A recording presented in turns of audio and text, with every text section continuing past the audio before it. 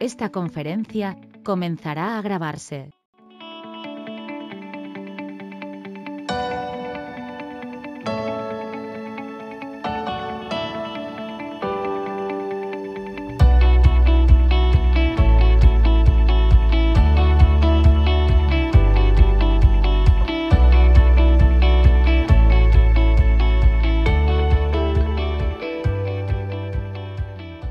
Muy buena tarde a todos. La Unión Nacional de Constructores Electromecánicos les da la bienvenida a este webinario en línea, auspiciado por ABB, socio consejero del modelo de certificación empresarial UNCE, con el tema Coordinación y selectividad de interruptores en baja tensión, utilizando estándares IEC.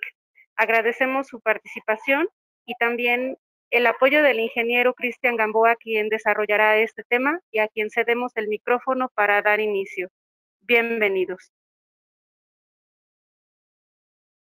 Muchas gracias, Magali. Muchas gracias a UNCE por darnos la oportunidad de participar en este espacio. Mi nombre es Cristian Gamboa. Soy ingeniero de especificación en la división de electrificación de ABB. Mi labor principal es apoyar a los consultores, diseñadores o a los usuarios finales, a cualquier persona que requieran encontrar una solución en cuanto a productos de electrificación. Mi labor es apoyarlos desde el lado técnico. En la sesión de hoy vamos a hablar un poco de los interruptores de baja tensión y de lo que es la selectividad o coordinación de protecciones, como se le conoce en el medio. Cuando hablamos de interruptores, en el mercado mexicano existen principalmente dos estándares que podemos encontrar. Los estándares que nacen del mercado americano o estándares UL, ANSI, NEMA y AAA. Y también tenemos los estándares internacionales que se utilizan prácticamente en todo el mundo y México no es la excepción. México forma parte del Comité Electrotécnico Internacional a través de la Secretaría de Economía y Estados Unidos, créanlo o no, también forma parte del Comité Electrotécnico Internacional a través de la ANSI, que es la Sociedad Americana de Normalización. Entonces, esta sociedad internacional, que es en la que vamos a hablar un poco de ello, esta sociedad internacional tiene la labor de expedir estándares de producto, estándares de prueba de equipos, tiene comités que revisan estos estándares y precisamente el estándar que habla de los interruptores de baja tensión es el estándar que les pongo aquí, que es el IS 60947 y este estándar consta de 7 partes principales. Abarca los equipos prácticamente de conexión y desconexión para tensiones de 1000 volts de corriente alterna y hasta 1500 volts de corriente directa que podrían ser usados, por ejemplo, en aplicaciones solares. Si queremos enfocarnos particularmente en los interruptores automáticos, tenemos que referirnos al estándar IS 6947-2. En esta parte del estándar vamos a encontrar las definiciones, los métodos de prueba que se deben de seguir para que un interruptor sea catalogado como ISE, y algunas otras recomendaciones. Y una de esas recomendaciones es cómo podemos lograr la selectividad. Entonces vamos a estar abarcando un poco de esas recomendaciones y de lo que dice ese estándar para entender qué es esto de la coordinación o selectividad. En este estándar que acabo de mencionar viene la definición de lo que es un interruptor y esto es importante antes de entrar en materia, ¿no?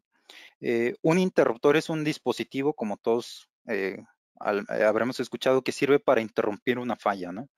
Pero no solo es eso, también es la misma IEC lo define como un dispositivo que debe ser capaz de poder cerrar y abrir bajo condiciones nominales y también poder abrir y cerrar bajo una falla. Por ejemplo, si alguien estuviera realizando una labor de mantenimiento en algún tablero y olvida ahí alguna llave o olvida quitar los cables de cortocircuito y cierran el interruptor debe de ser capaz de poder cerrar ante esa condición de falla y posteriormente poder abrir. ¿Por qué? Porque si el interruptor no es capaz de hacer eso, podríamos tener ahí un tipo de explosión o podríamos tener ahí algún tipo de consecuencia. Entonces el interruptor, de acuerdo a la IS 6947, lo define como el dispositivo capaz de establecer, soportar e interrumpir corrientes bajo condiciones nominales y condiciones de sobrecorriente.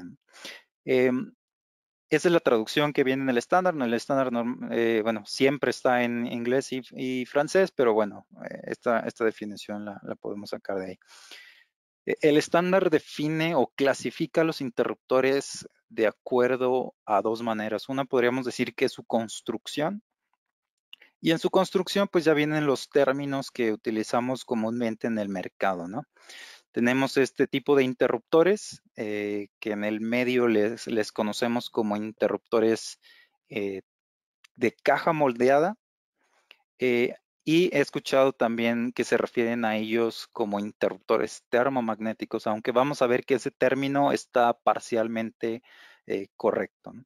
Entonces, el estándar los conoce como MCCBs, Molded Case Circuit Breakers, o interruptores de caja moldeada. Estos interruptores de caja moldeada típicamente bajo IEC llegan hasta 1600 amperes y se llaman de caja moldeada porque precisamente la parte que interrumpe, la parte de fuerza, está embebida en un molde, en un componente plástico moldeado. Entonces de ahí deriva su nombre.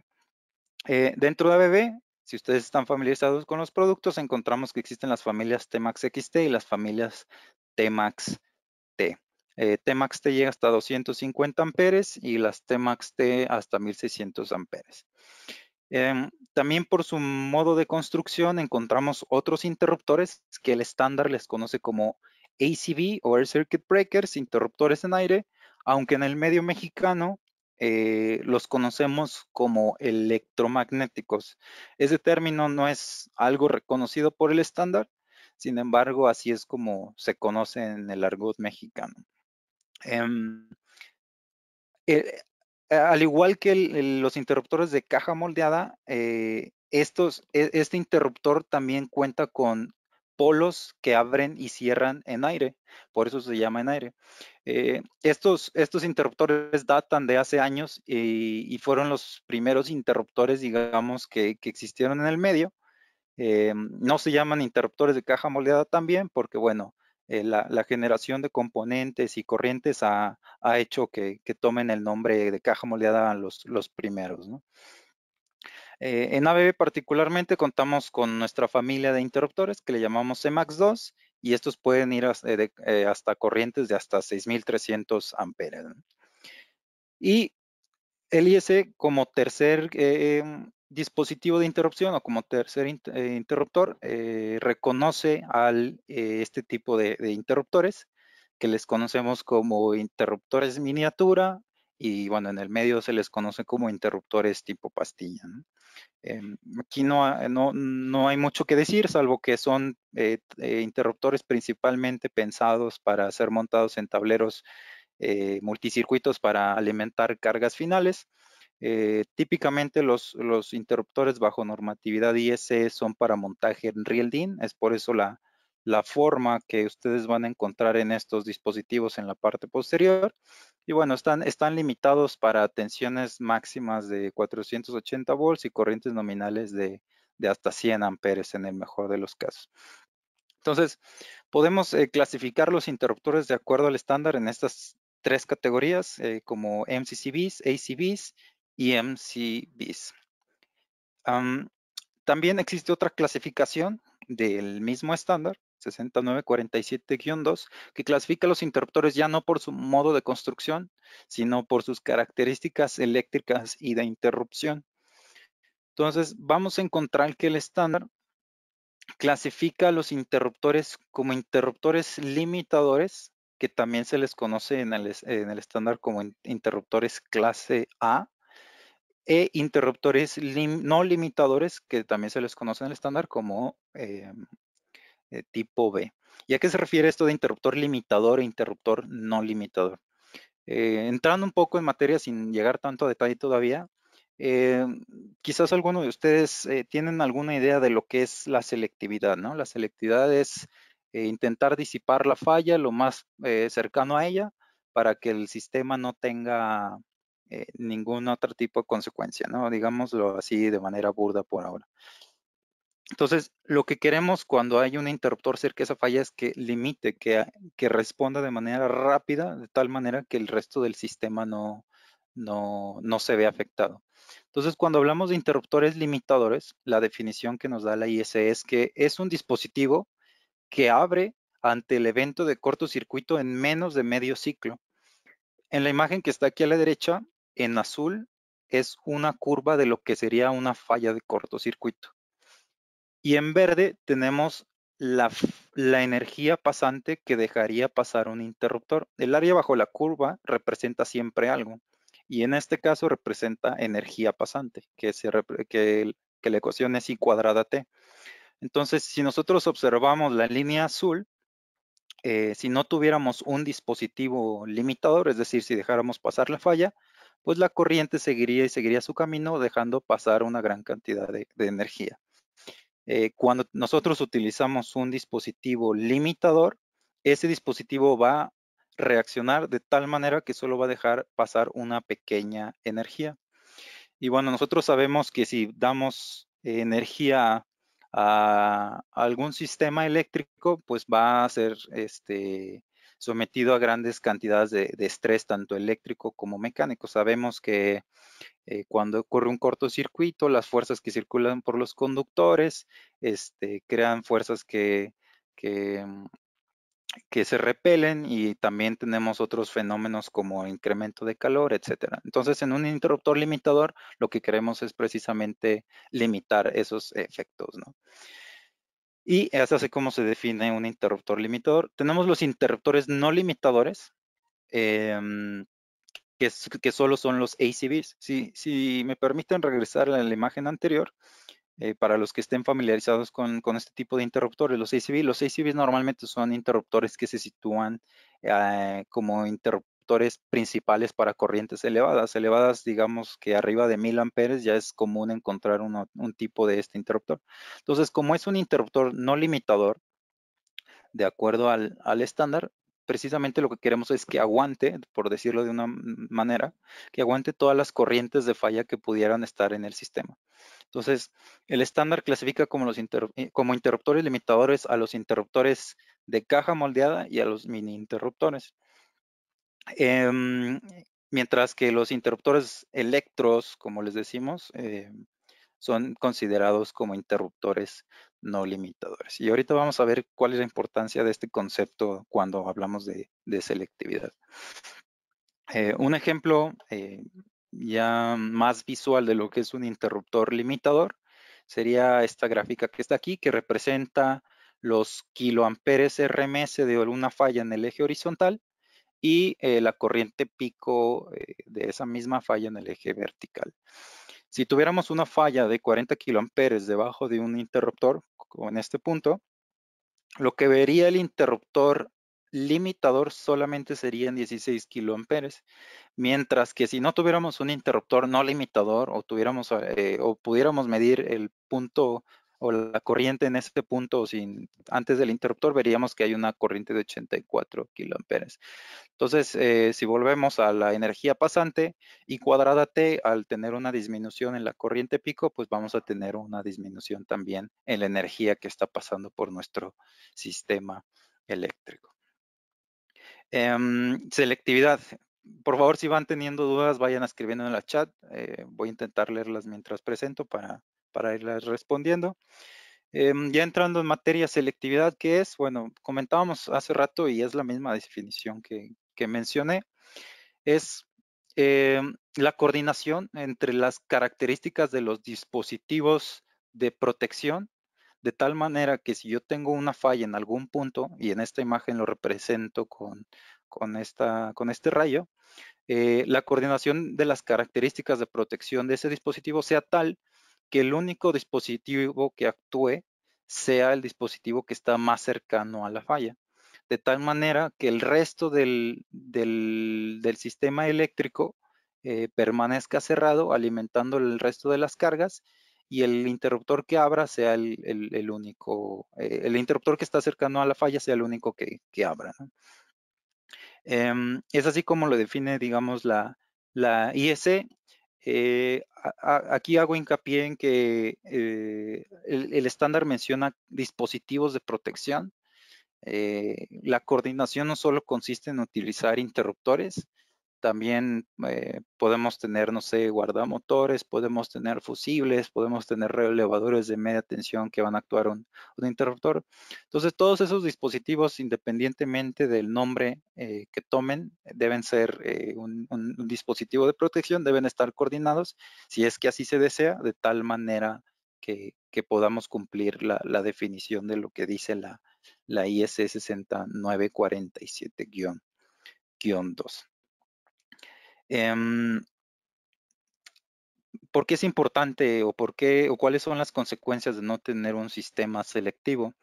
La imagen que estoy representando aquí a la izquierda, pues bueno, se ven unas consecuencias y beneficios de cuando nosotros tenemos selectividad y cuando no la tenemos. Uno de los principales problemas es precisamente el calentamiento de los cables, ¿no? Cuando hablamos de selectividad, normalmente lo que queremos es disipar una sobrecorriente. Y esa sobrecorriente ya sea una sobrecarga normal o también le llamamos sobrecorriente a un cortocircuito, ¿no?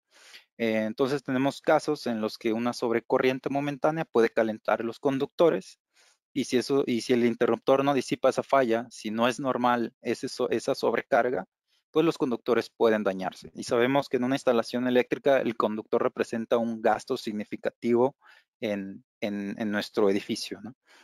Entonces, las consecuencias de no tener un sistema selectivo, bueno, serían daños a cables, a transformadores, a motores y a tableros, ¿no? Si no seleccionamos bien nuestro dispositivo de interrupción, podemos dañar eh, directamente la instalación eléctrica, ¿no?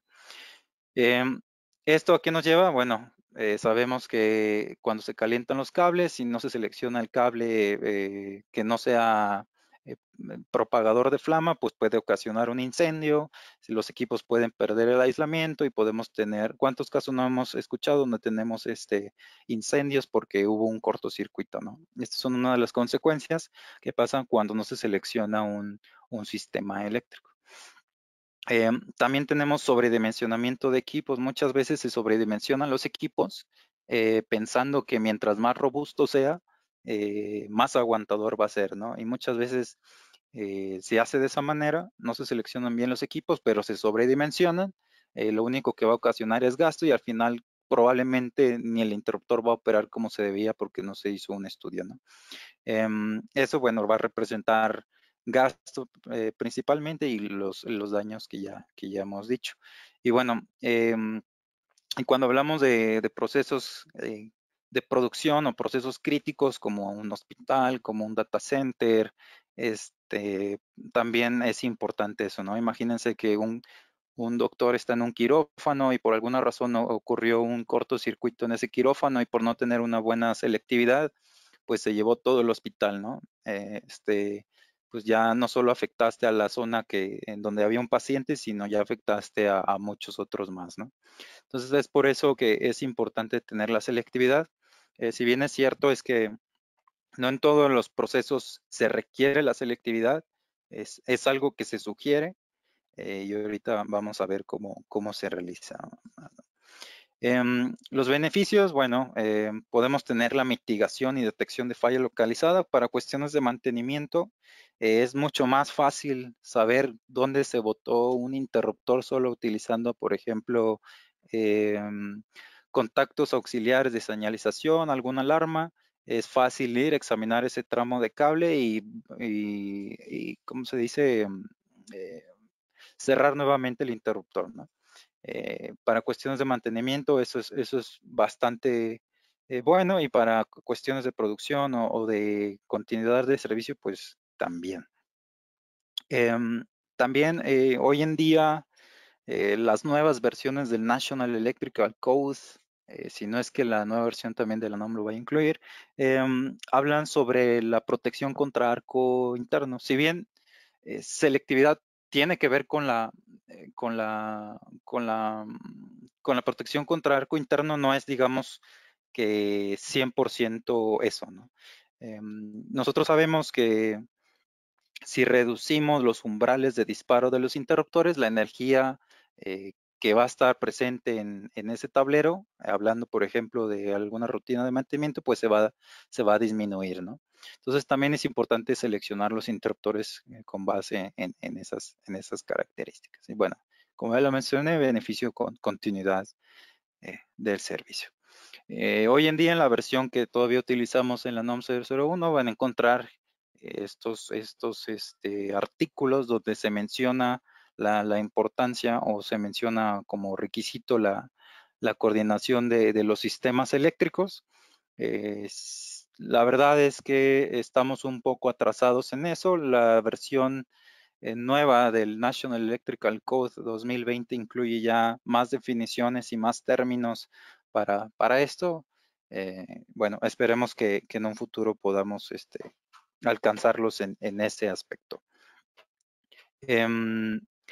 Ahora bien, ¿cómo es posible lograr la selectividad? Bueno, para eso tenemos que referirnos a las curvas de disparo. Esto que está aquí representa una curva de disparo. Estas curvas de disparo normalmente tienen que estar reflejadas a una tensión y lo que nos dicen es que va a haber una corriente en el eje horizontal y va a haber un tiempo en el eje vertical. Estas curvas normalmente se dividen en dos partes. La llamada protección de sobrecarga, que se asocia con la protección de tiempo largo, ahorita lo vamos a ver, y la zona de las protecciones instantáneas. ¿Y cómo funciona o cómo se lee esto? Bueno, si yo tuviera una corriente X, no sé, por ejemplo, en este caso cercana a los 200 amperes, yo selecciono ese punto de 200 amperes, voy subiendo y en el momento que yo choque a una de mis curvas, va a ser el tiempo que va a tardar en responder ese interruptor. Quizá alguno de ustedes se estará preguntando por qué tenemos dos líneas en una curva de interruptor. Bueno, todos los interruptores sí o sí cuentan con tolerancias. Debido a los procesos de manufactura de los interruptores y también a las especificaciones que nos da el mismo estándar, pues sería imposible fabricar un interruptor que responda siempre en el mismo tiempo. Entonces, es por ello que el estándar nos da o nos permite a los fabricantes jugar con esas tolerancias. Por eso tenemos una tolerancia superior y tenemos una tolerancia inferior. Para el caso que les comentaba de una corriente de cerca de 200 amperes que está ahí representada con la línea roja, entonces nosotros tendríamos o un disparo cerca de los 10 segundos, abajo de los 10 segundos, abajo de los 9 segundos, o podríamos tener en ese mismo tiempo un disparo de cerca de veintitantos segundos, ¿no? Entonces, eso es importante cuando debemos de ajustar nuestras curvas de disparo y que ahorita vamos a ver un poco más a detalle. Importante, estas curvas típicamente se dan para fallas o para corrientes trifásicas, como lo pueden observar aquí. ¿Por qué trifásicas? Bueno, porque cuando hacemos un estudio de cortocircuito, normalmente la falla más severa es la falla de cortocircuito trifásica, ¿no? Entonces, se toman esos valores que son los más severos y con base en eso empezamos a hacer nuestro estudio de cortocircuito, ¿no? Y de análisis de curvas. Aquí como ejemplo, nada más puse dos curvas, una roja y una azul. La roja corresponde a un interruptor no limitador y la azul corresponde al interruptor limitador. Puntos importantes que podemos sacar de esta gráfica. Bueno, les decía que estas gráficas están referidas a una tensión. En este caso puse ahí una tensión de 480 volts, que en IS se le conoce como tensión de operación UE. Todos conocemos o hemos escuchado de la famosísima capacidad interruptiva. Bueno, esa capacidad interruptiva nos dice que un dispositivo es adecuado para aguantar cierta corriente de cortocircuito hasta cierto valor, y ese valor o ese punto sería el final de la gráfica. Más allá de esa gráfica, más a la derecha de esa gráfica, pues ya no vamos a tener nada, el breaker se destruiría. Entonces es así como se ve o se representaría en las curvas de disparo. Y bueno, así como existen las tolerancias de disparo en tiempo límite superior y límite inferior, también tenemos una tolerancia, digamos, donde va a empezar a disparar el interruptor. Es decir, si yo tuviera un interruptor de 100 amperes, ese interruptor no empezaría a disparar hasta los 105 y en un rango hasta 130. Es decir, de 100 a 105 no va a disparar, de 105 a 130 es donde va a disparar seguro. En este caso, en este ejemplo, tengo creo que un interruptor como de 80 amperes más o menos, que sería la corriente nominal, y la curva de disparo empieza a su derecha, que es donde podríamos empezar a disparar. Volviendo un poco a lo que eran los interruptores limitadores y no limitadores, nosotros vemos que si tuviéramos una falla de cortocircuito cercano a este valor, cercano a 10 kiloamperes, el interruptor limitador, que es el azul, el que está aguas abajo, limitaría o abriría la falla en un tiempo mucho menor que el que está aguas arriba, que es no limitador. Entonces aquí es donde se conjuntan esos términos y vemos la importancia de un interruptor no limitador y un interruptor limitador.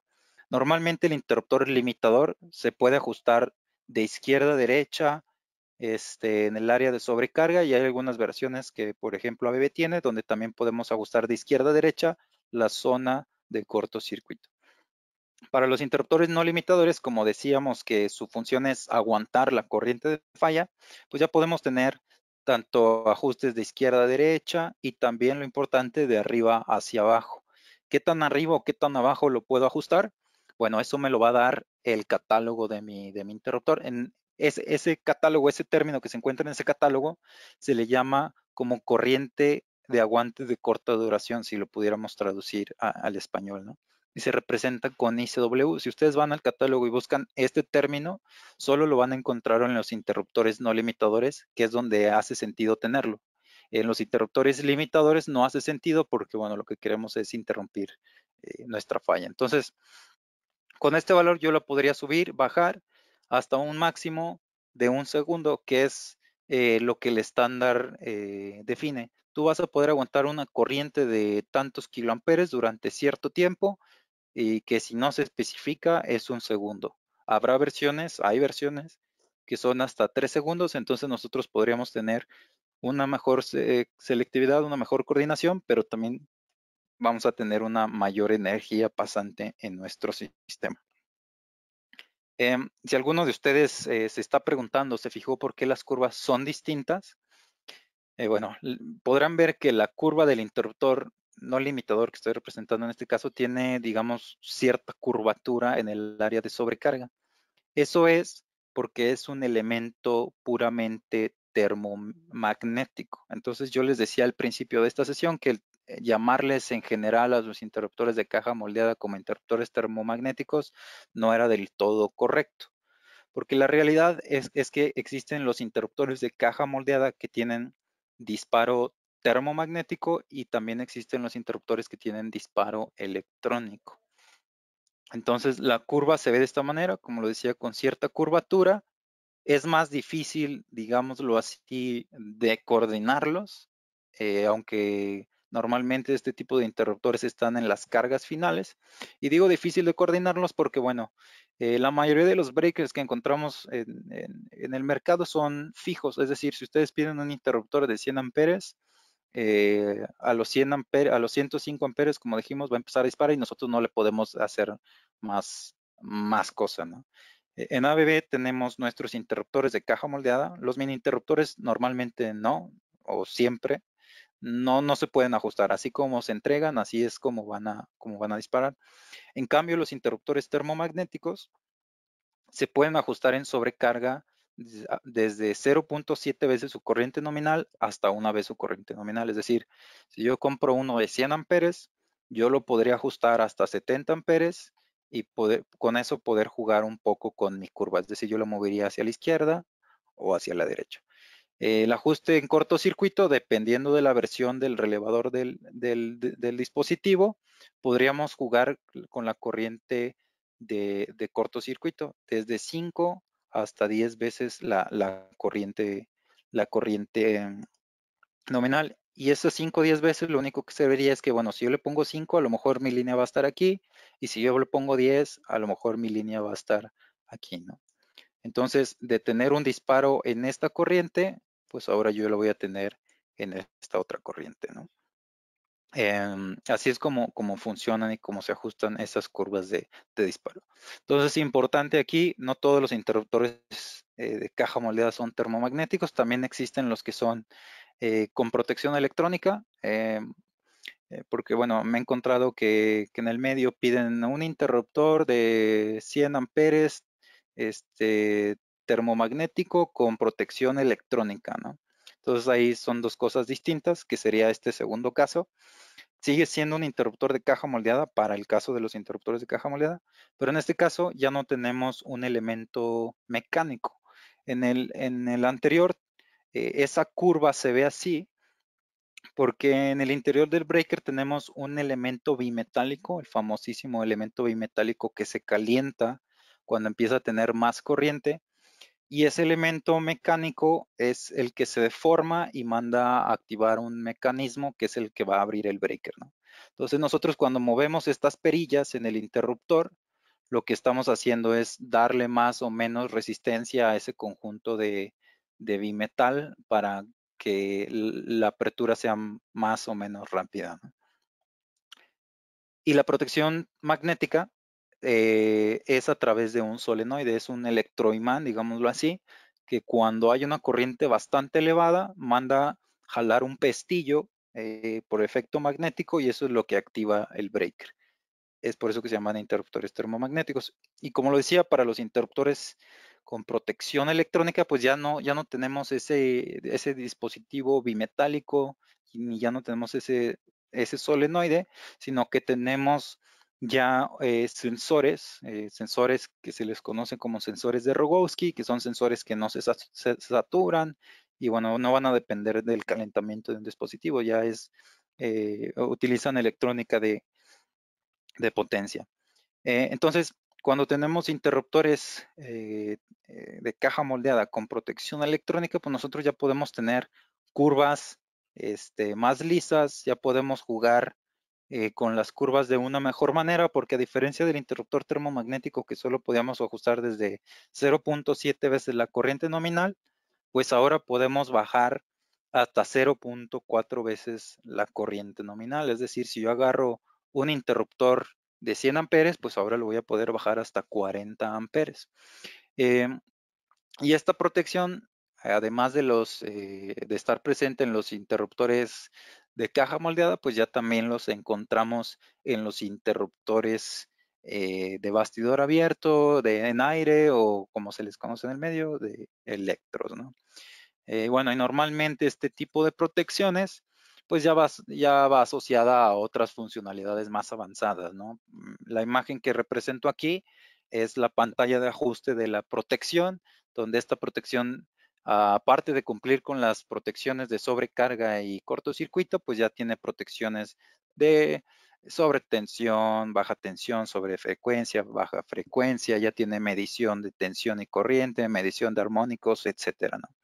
Entonces, el interruptor hoy en día se está convirtiendo en algo más que un fierro que estaba encerrado en un cuarto eléctrico, ya está siendo un dispositivo de monitoreo y de control energético para mejorar la eficiencia de nuestro sistema. Pero bueno, esas son características de los interruptores termomagnéticos que podemos encontrar hoy en día. Y volviendo al ajuste de las protecciones, bueno, aquí ya podemos tener desde 1 hasta 15 veces la corriente nominal y sobre todo ya podemos tener algunos ajustes en tiempo. Ya podemos subir o bajar estas corrientes en el tiempo para que nos pueda dar una protección, una coordinación más apropiada. ¿Cómo se manipulan? Bueno, dentro de Dentro de estos dispositivos, ya sea con pantalla o con algunos dip switches, nosotros podemos mover la curva hacia la izquierda, arriba hacia abajo, podemos cambiar cómo va a disparar, si va a ser de manera horizontal o constante o si va a tener alguna pendiente. Entonces, todo ese tipo de versatilidades nos da una protección electrónica.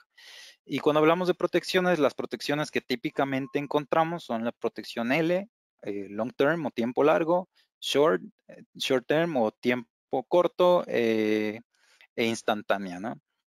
La primera podríamos decir que es para que el interruptor actúe ante una sobrecarga, ya sea momentánea o sostenida. La S normalmente nos sirve para efectuar una mejor coordinación, una selectividad o inclusive también para arranque de capacitores, de motores o de transformadores, ¿no? Y la I, bueno, la I de instantáneo lo que nos está diciendo es que lo que queremos es mitigar la falla lo más rápido posible ante una eventualidad de cortocircuito. Estas son las protecciones básicas que nosotros especificamos, ¿no? Y ahora sí, hablando de técnicas de selectividad propiamente, existe una regla bastante sencilla cuando hablamos de la sobrecarga. Nosotros hablábamos que la curva tenía dos zonas principalmente, la zona de cortocircuito y la zona de sobrecarga. Perdón. Entonces, cuando hablamos de la zona de sobrecarga, la regla para alcanzar la selectividad es bastante sencilla. Es prácticamente que las curvas no se toquen en ningún momento. Entonces, si se fijan, yo estoy aquí ejemplificando dos interruptores de ABB, uno rojo y uno azul, en donde el área de sobrecarga, que sería esta que estoy aquí circulando en rojo, lo único que tenemos que hacer es ponerlas una arriba de otra, de tal manera que no se toquen. Aquí pareciera que se tocan, pero no, la verdad es que hay un pequeño espacio entre ellas que me asegura que no va a disparar. Entonces, al hacer eso, yo tengo una falla o una sobrecarga momentánea y aseguro que en todo momento, pues la primera que responde va a ser la curva azul. Entonces, la curva azul, la primera que yo encuentro es la curva del interruptor que se le denomina como aguas abajo. Si yo sigo, el que le sigue en ese nivel sería el interruptor que se le conoce como interruptor que está aguas arriba, ¿no? Entonces, de esa manera yo aseguro que no tengo ningún disparo no deseado. Inclusive, si se pudiera, yo podría bajar esta curva roja de tal manera que en caso de que cualquier eventualidad que el breaker no dispare, el breaker rojo sería el que estaría disparando. Y esto funciona y es aplicable para cualquier combinación de mini interruptores con interruptores de caja moldeada y de interruptores de caja moldeada con interruptores en aire. Esa es la única curva que nos da las recomendaciones de la IS. Y bueno, es bastante sencillo.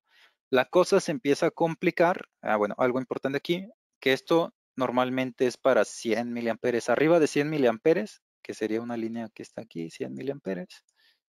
Este análisis es válido arriba de 100 miliamperes. ¿Por qué? Bueno, nos vamos a encontrar con la zona de cortocircuito, que es de la que vamos a hablar. Y que es donde normalmente se empieza a complicar la cosa. Nosotros vimos en el ejemplo anterior, ya vimos que tenemos nuestra zona de los 100 miliamperes, no juntamos las curvas, todo está bien, pero ¿qué pasa en esta parte de aquí? Ustedes ya tenemos un empalme y seguro alguno de ustedes va a estar pensando, bueno, ya se juntan las curvas, ya no vamos a tener una coordinación, van a disparar los dos. Puede que tenga razón, puede que no. La manera de descubrirlo es a través del análisis de tablas de selectividad. Y esto normalmente se hace entre interruptores de caja moldeada. ¿Por qué? Porque ya vimos que los interruptores de caja moldeada son los limitadores. Ahorita no tiene caso de hablar de los interruptores no limitadores o de los electros, porque esos quedarían más arriba, quedarían un nivel más arriba y sería más fácil coordinarlos. Pero cuando hablamos de interruptores de caja moldeada, vimos que son limitadores, vimos que se empalman y entonces ¿cuál es la resolución que tenemos que hacer? Bueno, la manera es a través, como les dije, a través de tablas de selectividad. ¿Y qué son esas tablas de selectividad? ABB y todos los fabricantes de interruptores lo que hacen es, y para eso voy a valerme de un video. Lo que hacen los fabricantes es tomar dos interruptores, una combinación de interruptores. En este caso es el interruptor aguas arriba que yo les comentaba y el interruptor que está aguas abajo, que también les decía. Entonces lo que hace el fabricante, lo que hacemos nosotros como ABB es alimentar ese interruptor que está aguas arriba, alimentamos el interruptor que está aguas abajo y en la parte inferior del interruptor que está aguas abajo ponemos un cortocircuito. No sé si se alcanza a apreciar, pero hay una barra que pone en cortocircuito las tres fases. Entonces, lo que hace el fabricante es poner un cortocircuito franco en las terminales para ver qué combinación de interruptores son los que van a ser posibles de responder.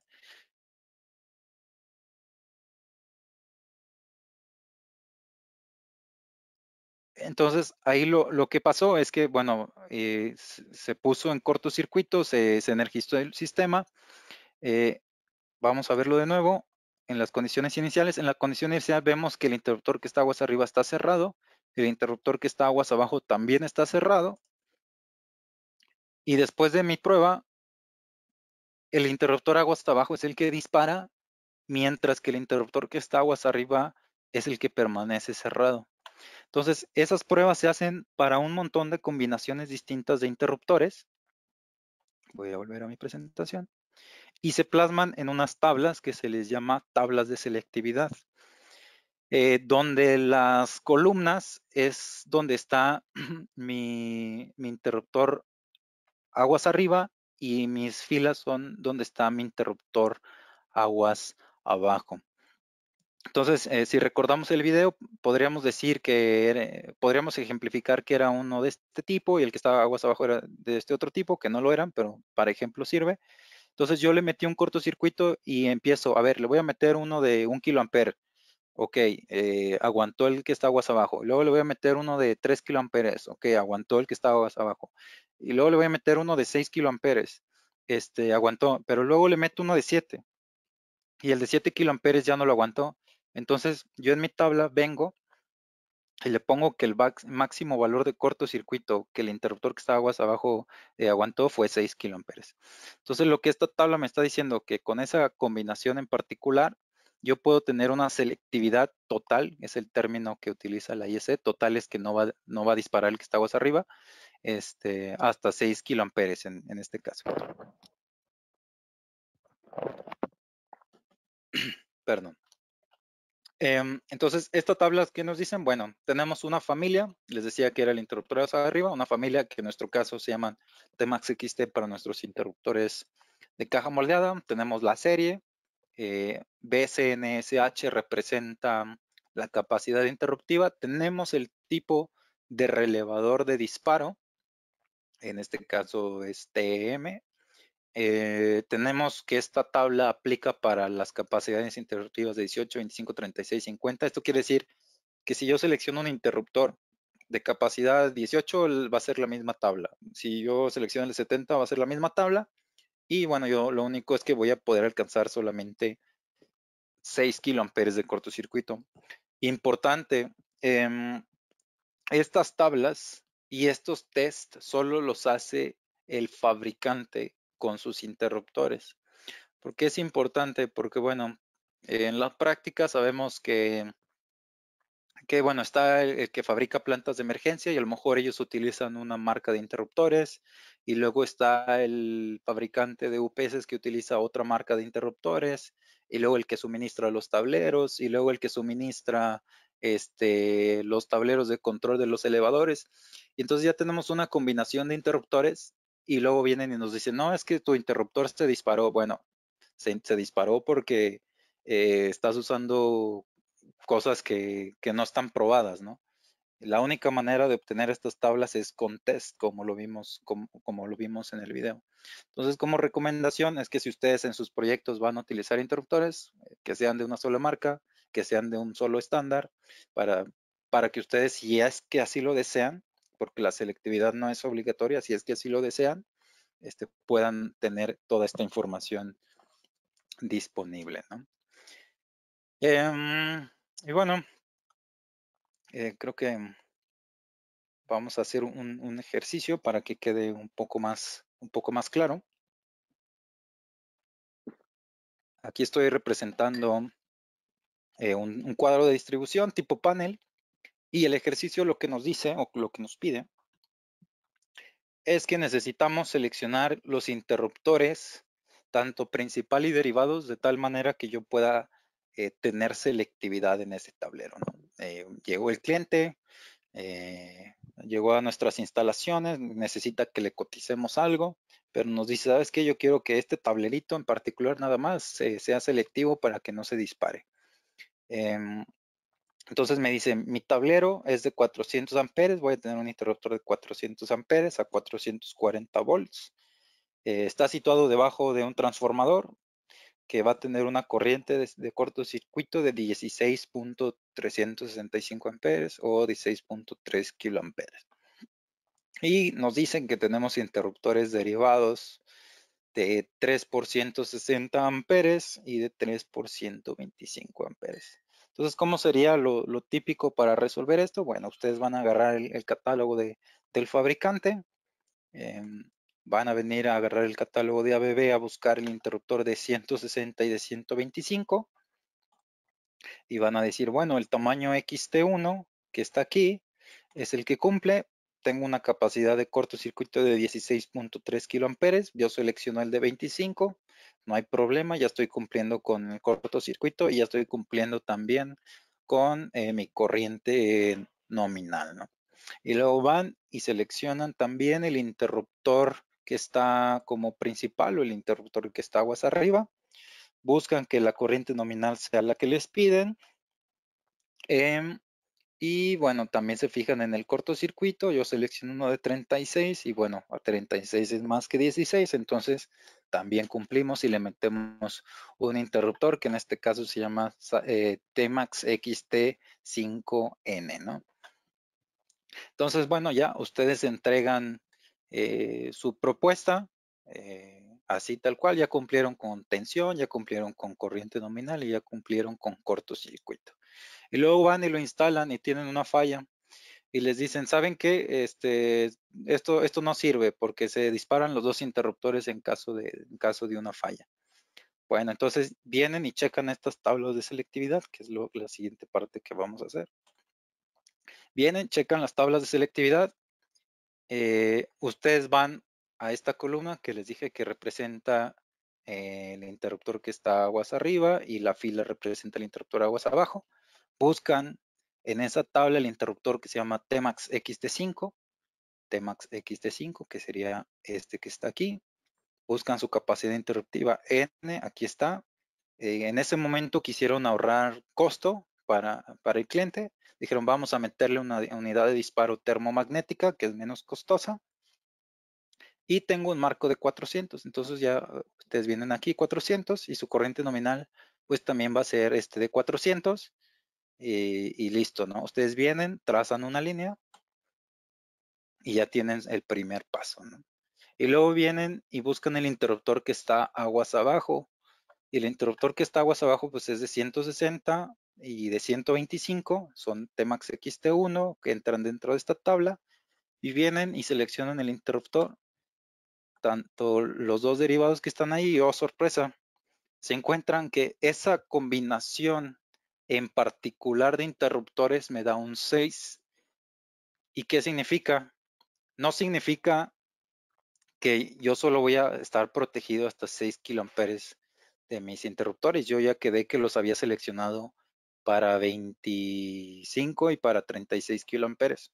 Este 6 significa que esta combinación en particular, a pesar de que yo seleccioné bien mi corriente nominal como mi corriente de cortocircuito, significa que con esa combinación en particular yo solo puedo alcanzar una selectividad total de 6 kiloamperes.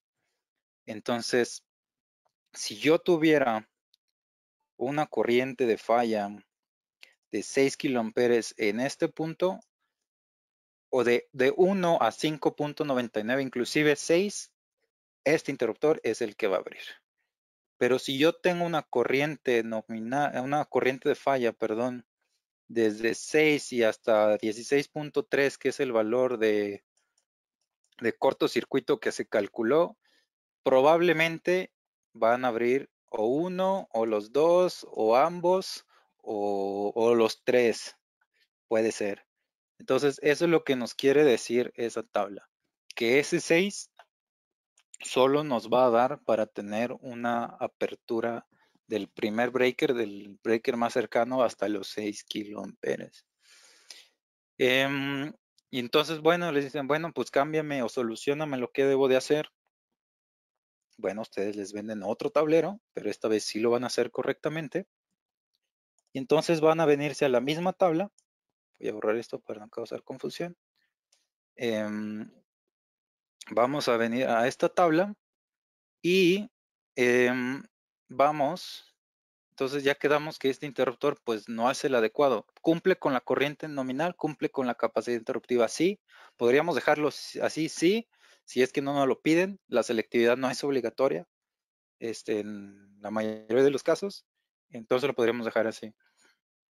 Pero entonces ustedes podrían seleccionar ahora, vienen y analizan sus interruptores de 125 y de 160 que ya tenían ahí, buscan un valor que sea mayor a los 16 kiloamperes y pues vamos a encontrar estos tres valores. ¿Cuál creen ustedes que sería el breaker correcto para esa aplicación? Por favor, pónganlo ahí en los chats, los leo para ver cuál es la respuesta que ustedes crean correcta. Tenemos tres opciones nuevas que cumplen con los 16 kiloamperes que nos están pidiendo. Vamos a ver. Bueno, nadie está escribiendo nada. Les doy unos segundos más.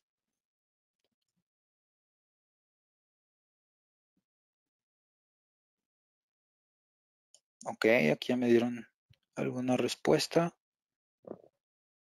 LDIP 436, 400. LDIP 436 y 400. Ok, él dice que LDIP 436.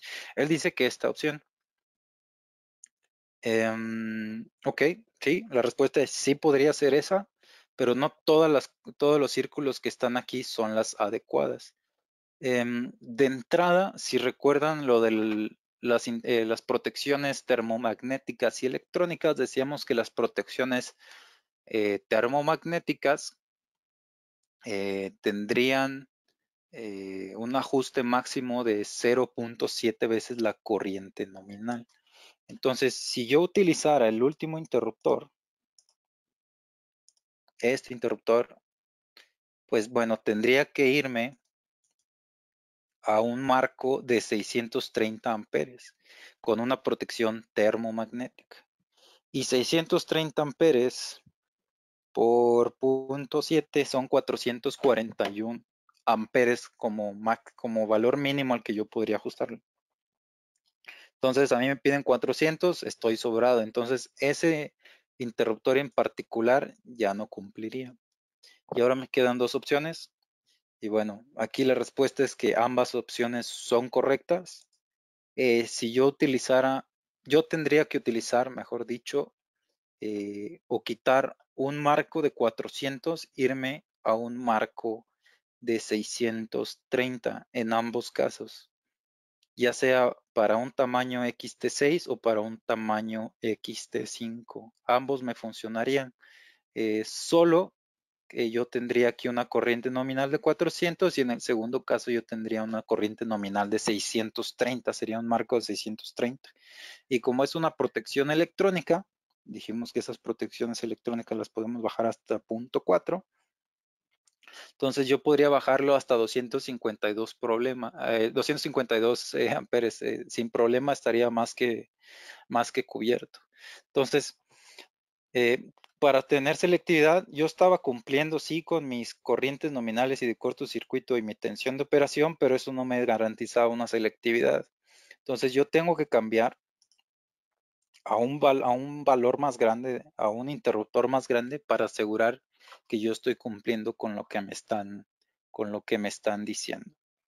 Entonces, muchas veces se asocia la selectividad con costo y es por esto que muchas veces los bajos niveles de selectividad que encontramos en las tablas de selectividad pues no nos permiten hacer eso que queremos y tenemos que crecer con un valor de interruptor más grande, porque un interruptor más grande normalmente deja pasar más energía. Entonces, si deja pasar más energía, nos permite que el interruptor que está aguas abajo responda primero, ¿no? Entonces, es por eso que muchas veces cuando hablamos de selectividad, lo asociamos también a un costo más elevado. ¿Vale o no la pena? Bueno, eso lo dependerá cada instalación eléctrica y cada proceso eh, donde se quiere implementar esta solución, ¿no? Todo esto que dije aplicaba para los interruptores de caja moldeada.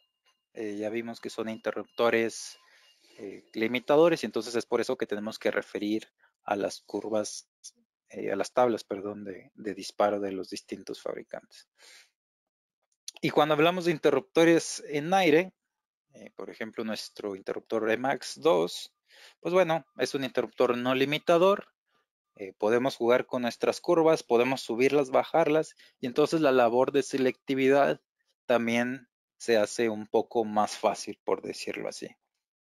Entonces, ¿qué aplicaciones tiene esto? Bueno, por ejemplo, existen los conocidos switchgears, tableros donde solamente se utilizan interruptores electros, porque, bueno, nos dan, entre otras cosas, continuidad de servicio, normalmente son extraíbles, y algo que es súper importante es que nos dan la flexibilidad de jugar con estas curvas. Podemos bajarlas, subirlas, hacerlas a la izquierda, a la derecha, y entonces eso nos da una mejor selectividad o nos permite tener una selectividad más flexible.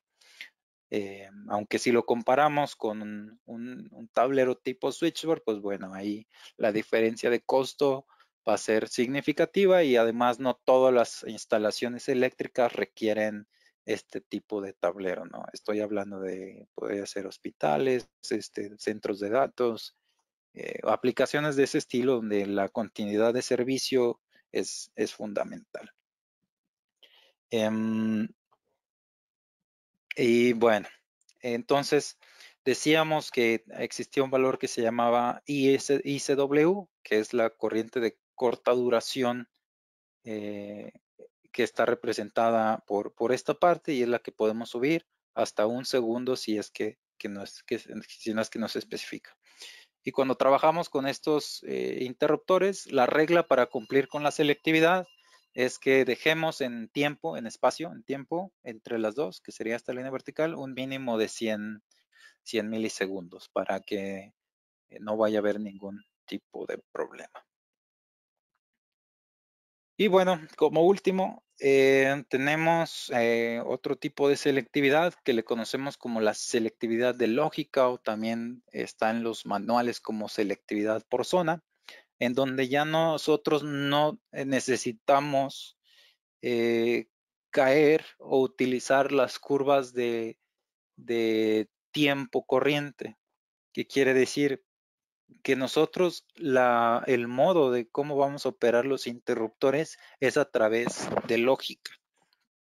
Entonces, esta lógica o este cableado, digámoslo, entre interruptores va a ser algo así como lo que está en la imagen, podría ser hacia arriba, donde nosotros la unidad de disparo que tenemos la vamos a comunicar con otras unidades de disparo presentes en mi tablero, de tal manera que si yo tuviera una falla en este punto, por decir algo, este interruptor va a ver la falla, va a comunicar a este otro tablero que ese interruptor la está viendo también ese mismo bus va a comunicar que este es el interruptor que lo está viendo y no va a importar los tiempos de actuación que teníamos anteriormente. Aquí por comunicación va a mandar una señal de bloqueo y le va a decir no dispares, no dispares, no dispares, yo voy a ser el que va a disparar. Entonces es otra manera de lograr selectividad. Es algo más sofisticado. También normalmente esto es algo mucho más costoso que no se ve todos los días porque, bueno, es para procesos críticos, en barcos, en centros de datos, en oficinas gubernamentales donde de verdad quieren tener un alto nivel de selectividad y confiabilidad. Esta es la solución que se utiliza. No es algo muy típico, pero bueno, es bueno que sepan que existe, ¿no? Y bueno, esta comunicación, ya sea que sea a través de un cable de par trenzado o puede ser un cable Ethernet, por ejemplo, en nuestros interruptores, ¿no? Eso es otro tipo de selectividad. Y bueno, todo lo que yo les he dicho, si ustedes son curiosos y quieren aprender un poco más de eso, nosotros tenemos un papel técnico, un white paper, que está en línea. Si ustedes lo buscan así con ese nombre, Technical Application Paper número 1 de ABB, van a encontrar todas las recomendaciones y técnicas que nosotros como ABB recomendamos para que ustedes puedan tener una selectividad. Las tablas de selectividad que les mencionaba están en una slide anterior que supongo que ustedes van a tener acceso después de esta presentación, entonces ahí pueden entrar.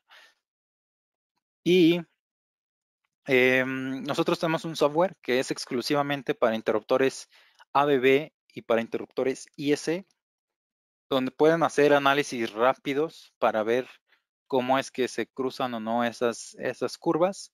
Les digo que es análisis rápidos porque, bueno, es un software que está pensado 100% en estándares ISE y entonces, pues hay algunas otras consideraciones que no podríamos adaptar a lo que cumple el cálculo, sobre todo el cálculo de conductores en el estándar mexicano.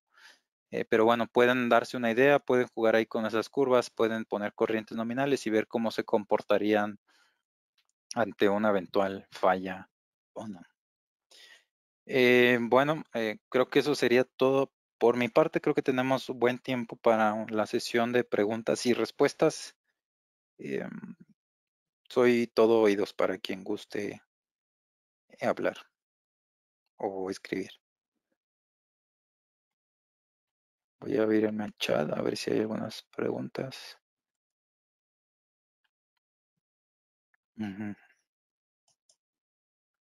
Vamos a ver.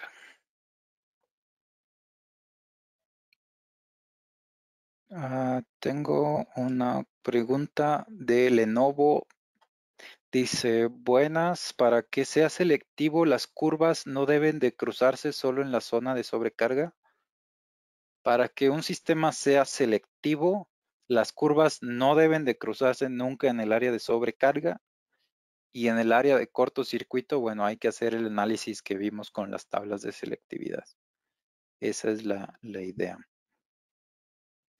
¿Cómo se llama el software que indicaste análisis rápido? Perdón, creo que no lo dije. El software se llama eDesign, e-design. Lo pueden encontrar gratuitamente en la página, en Google. Si ustedes ponen eDesign, como aquí, esto que está aquí, lo pueden descargar. Y una vez instalado, hay un módulo que se llama curvas. Es una herramienta de análisis para que ustedes puedan ver las curvas de los interruptores IS de ABB. Ok, gracias Héctor por tus comentarios. Los interruptores ABB E1.2 MS, ¿a qué hace referencia el MS? Si mal no recuerdo, el MS solo hace referencia a que es un switch. Digamos que es la parte de desconexión y conexión, pero no tiene ningún tipo de protección. Entonces, cuando, por ejemplo, tienen un interruptor aguas arriba que va a alimentar otro tablero, pero ese tablero está muy cercano en el mismo cuarto eléctrico, en vez de repetir el breaker, por ejemplo, ustedes meten un simple desconectador y bueno, no va a tener las funciones de protección, solamente va a ser un desconectador tal cual. Y bueno, eso es lo que hace referencia al MS. Manuel Galicia, las dos líneas que mencionaba como tolerancias de diseño, ¿también se pueden considerar como punto de frío y punto caliente? No, porque esa es buena pregunta, ¿cómo se dice? Las versiones de interruptores electrónicos cuentan con esa función que es la memoria térmica. Entonces, cuando yo activo mi función de memoria térmica, añado otras dos líneas a las dos líneas que yo ya tenía. Entonces, de esa manera, digamos que yo bajo, digamos que disparó mi interruptor y yo ya tenía activada mi protección de memoria térmica, digamos que activo otras dos líneas que van a estar más abajo, de tal manera que cuando dispare, pues dispare en un tiempo más rápido y ya no tenga que volver a subir todo derecho hasta alcanzar la curva original. Esa es la respuesta. En el ejemplo práctico que nos diste, la principal condición que debemos tener en la selección de los interruptores es la corriente de cortocircuito. Sí, yo creo que es la principal y la más importante. Normalmente lo que hacemos es seleccionamos nuestros interruptores con base en la corriente nominal y es todo, pero nunca analizamos la corriente de cortocircuito. Y cuando seleccionamos los interruptores solo con la corriente de sobrecarga, tiempo largo, pues normalmente no van a disparar porque ya están sobredimensionados. Entonces, digo, no van a disparar al mismo tiempo, pero cuando nos vamos a la parte de cortocircuito, el cortocircuito es lo principal que debemos de considerar. Entonces, si nosotros no tenemos el valor de cortocircuito presente en cierto punto de nuestro sistema eléctrico, pues no vamos a poder hacer ese análisis. Es necesario sí o sí tener nuestro estudio de cortocircuito en el punto donde se quiera implementar la selectividad. Esa sería la respuesta. Buenas tardes, ¿es válido corroborar la capacidad interruptiva de los interruptores IS con estudios? Sí, de hecho lo que se hace en muchos softwares de diseño calculan el cortocircuito con base en IS, que es el estándar 60909, si mal no recuerdo, y seleccionan con base en IS. De hecho, para que se den una idea, la mayoría de las celdas de media tensión, yéndome un poco de los interruptores de baja tensión, la mayoría de las celdas de media tensión que existen en el mercado son o nacen de un estándar IEC, ya sean seccionadores aislados en gas, en aire, lo que sea, son productos 100% IEC. Y bueno, el estudio se puede hacer con base en ANSI o con base en IEC.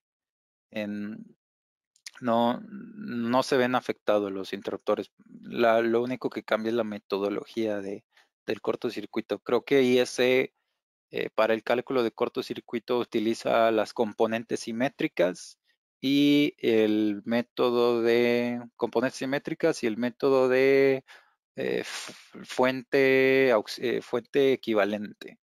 Y ANSI creo que utiliza también algo parecido. Pero bueno, eso es tema de otra cosa.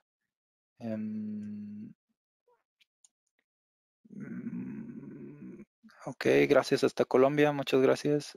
¿Qué programa se puede ocupar para cálculo de cortocircuito? Bueno, si ustedes me están escuchando en algún país con donde tienen estándares IEC totalmente, pueden utilizar el mismo software que les dije.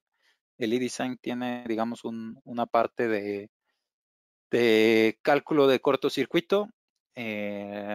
Ahí sí lo podríamos utilizar porque, bueno, ahí siguen los cálculos y dimensionamientos de cables con base en IEC y no en NOM. Pero si ustedes están en México, pues tendríamos que utilizar un software ya de terceros, un software más profesional. Podría ser los dos más famosos o los que yo me he encontrado más a menudo son ETAP o es Ahí se me fue el otro nombre. Es KN. SKM. Perdón. SKM. SKN, perdón. Gracias, Oscar.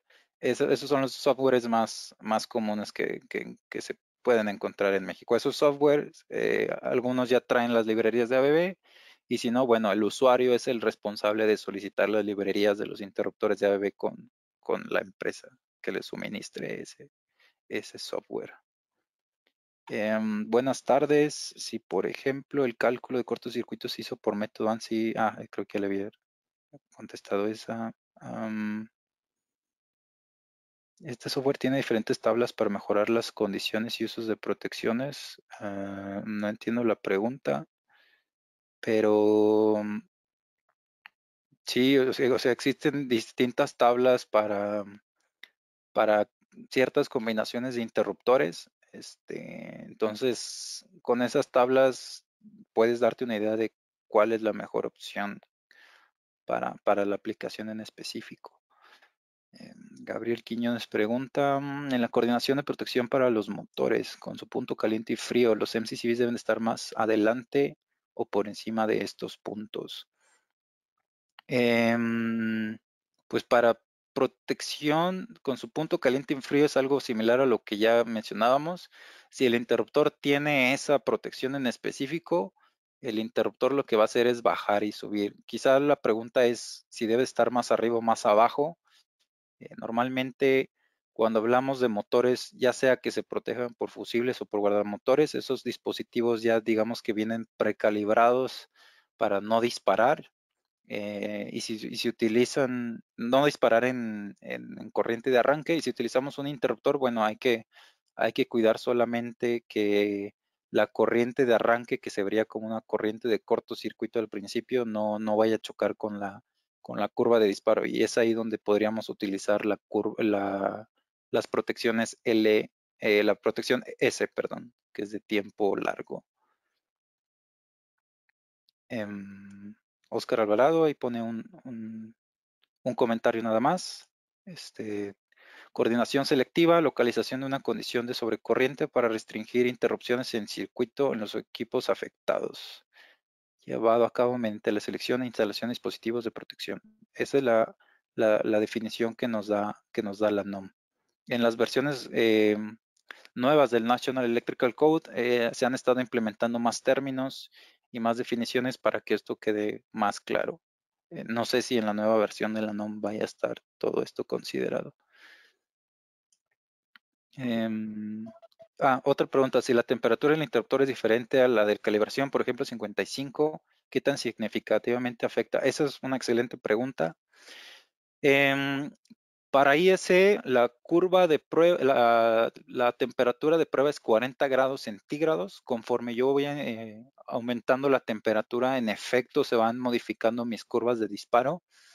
Esa afectación la pueden encontrar en particular en cada uno de los catálogos. Si ustedes van al catálogo del T-Max XT, van a encontrar que si ustedes lo van a operar, por decir algo, a 70 grados centígrados, a 60 grados centígrados, los 100 amperes a los que estaba planeado disparar, ahora va a tener una afectación de un factor que está en ese catálogo.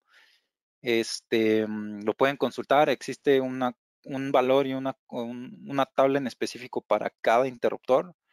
Lo que sí es una verdad es que los interruptores termomagnéticos, al tener un elemento térmico que se calienta, son los más afectados. Entonces también tomen en cuenta eso, porque los interruptores electrónicos con protección electrónica sí tienen una afectación, pero no es tan severa como la de los interruptores termomagnéticos. Vamos a ver, fiel seguidor desde Colombia. Este sistema aplica para este país. Sí, excelente. Pueden utilizar este software. Muchas gracias. Saludos desde Uruguay. Muchas gracias. Con respecto a los arranques de motores, ¿qué familia de interruptor recomiendas? Bueno, ahí nada más habría que ver cómo vas a coordinar tu arranque. Normalmente se dividen en interruptores para distribución y tenemos los interruptores para protección de motores. La diferencia radica en que pueden no tener protección térmica. Normalmente lo que se hace es que se compra el breaker, solo con la protección magnética, y el que da la protección de sobrecarga o es un relevador externo o es un relevador inteligente. Pero si ustedes lo desean hacer con un interruptor, nada más lo pueden hacer, solo hay que ver la curva de arranque del motor para que en efecto el breaker no vaya a disparar ante un falso, ante un arranque, ¿no? Bueno, creo que son todas las preguntas que hay. Si no hay más, pues agradezco por su atención. Bueno, llegó otra pregunta. ¿Cómo calculo la corriente de cortocircuito o ya están designados? No, la corriente de cortocircuito debes de calcularla con base al estándar que aplique en tu país.